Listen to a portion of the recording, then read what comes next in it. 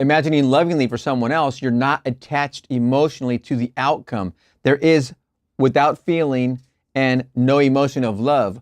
I did the imagining lovingly for the homeless gal with the 2 children. I did it and I was in it, persuading myself of this new opportunity she was experiencing and has experienced. And then when I let it go, I went on the Sabbath because I knew it was done. But during the time and now, I have no attachment emotionally to the outcome. You could call me without feeling and you could call me without love if you want. But I'm telling you, when you imagine lovingly for another and you do not tie yourself to the outcome emotionally, you have more power, just like is directed in this sentence or two. The horse has always been the symbol of the mind.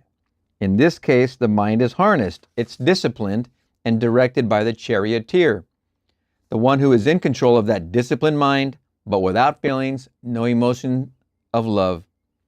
You're not attached to the outcome, and when you're not attached to the outcome, always happens.